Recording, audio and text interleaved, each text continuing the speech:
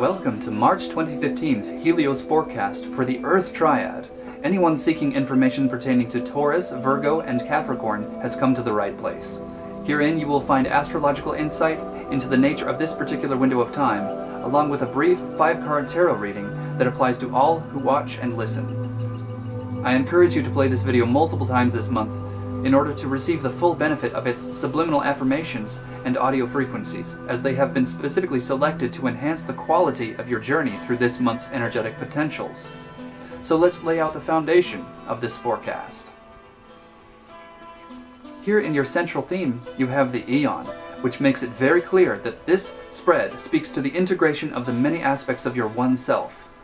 Like the spiritual rebirth after the end of time, this card embodies the same kind of transformational power as the Death card, but without the shedding of a former situation, body of energy, or in some cases, a physical body. In this case, the spirit is cleansed and restored without loss or addition. It holds its usual integrity, but ascends to a much higher level. So, where you have been and what you have done is determining where you are going this month. Considering your nature, Earth Triad, it could be said that this path could potentially be quite obvious, as consistency, predictability, dependability, and even rigidity are all at the core of astrological Earth. So clearly, this spread is not about big surprises, so long as you honestly look at what you have consistently attracted to yourself. If you do not look, you may in fact have some karmic surprises in store for you upon this last stop before eternity, as it is called. You will come to a much deeper understanding of what this means to you along one of the two-dimensional timeline choices, presented here by the fork in road before you. The Six of Swords, in which you let go of many attachments and chart a new course, and the Emperor, who commands you to take his place upon the throne and make your own desires clear to the universe, entering a state of total authority. The former path evolves naturally as we have sufficiently experienced a consistently ineffective or emotionally draining dynamic, leaving only the option of leaving it behind in its entirety, whether or not such a departure seems rational. In fact, such an event is the result of a highly controlled balance of logic and intuition. When the balance of head and heart is achieved, truly great things can be accomplished.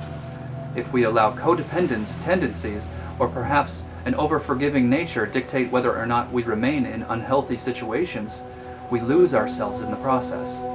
Very simply, the Six of Swords is about letting go of form, of fear, of attachment, and taking a leap of faith into the unknown, because we are wise enough to know when something we have clung to is no longer serving us, and maybe never has served us.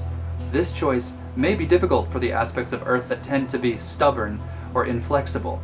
With any luck, you have already begun to work on this challenge, in your own ways, perhaps out of a great need, and that is precisely what this card is all about. The latter path, embodied by the Emperor, is a double-edged sword, as it deals with the mental side of creation. When one's desires are made clear, they can be commanded into being efficiently, but this action inevitably brings about the experience of being on the receiving end of such commands, whether or not we are prepared for them.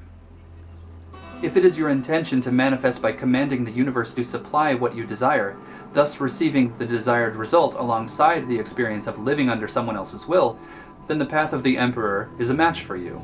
If not, I recommend looking carefully at what old energy or patterns you can begin to let go of, and start charting a new course now.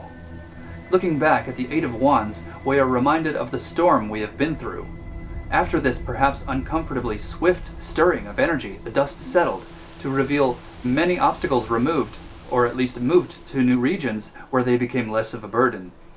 This is a great card to have behind you, since you are now working with greater levels of clarity than you were tapped into before the storm.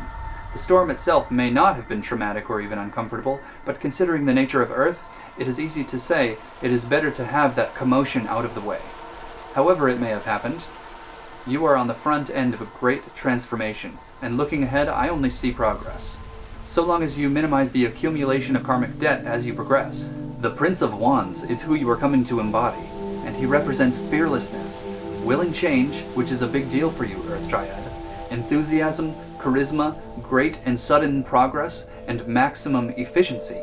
So as it is in the Fate section, you can see how it is not entirely necessary to actively embody any commanding energy, such as with the energy of the Emperor, which in turn means that the accumulation of karmic debt or the experience of manifested effects of working with a double-edged sword are also unnecessary, and your desired end result can and will be brought about through simply letting go of any attachment to what has not worked for you. With the courage to chart and follow your own new course, you can go ahead and start getting excited. So let's listen to what the cosmos has to say about this. The new eon starts off with the full moon on the 5th, and for Taurus, this means fun, play, and creativity, as it is occurring in your 5th house. If you have been feeling a little serious lately, let this alignment lighten you up a bit. This could be a big part of what the 6 of Swords is pointing at, as it encourages you to let go of what has not been working. Are you using your creativity for what it was given to you for? In what way can the state of your health answer that question? Jupiter and Uranus should help you out with this a bit, on or around the 9th. Close down these old patterns by the 11th, as Mars and Uranus join and smash in your 12th house. Begin to activate the Prince of Wands on the 13th, as Mercury joins the Sun and Neptune in your 11th house. Start networking. Put yourself and your spiritual power out there, and make some new connections with people who resonate with your signals.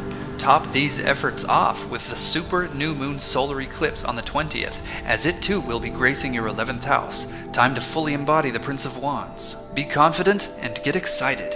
For Virgo, the eon begins with the Virgo full moon in your 1st house. Something comes to a head, allowing you to see what you truly need as you begin to reinvent yourself back into reality, which is naturally quite comforting to you. Reflect on your relationships, as well as the state of your health and work. Look for a delightful surprise on or around the 9th, and maybe use this joy to blast right through the fiery clash of Mars and Uranus in Aries on the 11th. Really, it's best to avoid any important negotiations on or around that day. Mercury joins the Sun and Neptune in your 7th house, assisting your relationships even further. This is a good time to start bringing in that confident Prince of Wands energy. With the super new moon solar eclipse jumping into your 7th house as well, you should have no trouble bringing the eon home and fully embodying the Prince, emerging into a new paradigm. Capricorn, your new eon begins on the 5th with the full moon in your 9th house, so this transformation will occur along the teaching and learning spectrum. Perhaps you will feel inclined to travel or take up a new field of study. Either way, it's a great opportunity to lighten up. Like Taurus, letting go of the weight of over-seriousness may be the lesson offered by the 6 of Swords. Doing so can help you avoid accumulating any karmic baggage, steering clear of that Emperor potential. Jupiter and Uranus can offer help with this on the 9th. But when Mars steps in on the 11th, give other people plenty of space to vent this pressure well away from you, and find some inspiration to begin moving into that Prince of Wands state. As Mercury joins the Sun and Neptune in your 3rd house on the 13th, you can begin trying it out. Does it feel good to be enthusiastic? Summon his gift of courage and get out there and meet people. Your words will be infused with his spirit as it reaches through this 3rd house portal. Venus enters your 5th house on the 17th, much to your enjoyment, aiding your transformational cause in a fun way. Finally, on the 20th, the new moon solar eclipse casts the final alchemical ingredient into the pot, allowing you to shed the old character and enter your new paradigm with a brand new avatar. That is, if you do the necessary work. Very important to note, on the 16th, the final of 7 squares from Pluto to Uranus will affect us all. Pluto tends to humble everything it touches, and Uranus means surprise. If we play our cards wisely and responsibly, and if we humble ourselves enough to let cosmic wisdom reach us, we can minimize the often detrimental nature of this alignment and ascend to the next level with flying colors. So there it is. Check back next month for another Helios forecast, and don't forget to consider contacting me for a personal Helios consultation, which can happen through a direct session via phone or Skype, or as an hour-long recorded personal MP3 to download at your convenience. Both comprising of a detailed outline of all 3 of your provided charts: your astrological birth and current transit chart, your human design chart complete with your unique circuitry-enhancing I Ching remedy, and your beautiful tarot spread.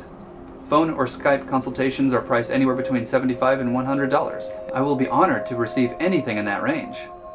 Personal recording MP3 downloads are $50. If you only want a tarot reading, or just an astrology reading, or just a human design reading, I can do that too. Just send a message to manyfacesofhelios@gmail.com to inquire about anything. I provide consultations for individuals, couples, families, kids, you name it. So don't hesitate to ask. Thank you for watching.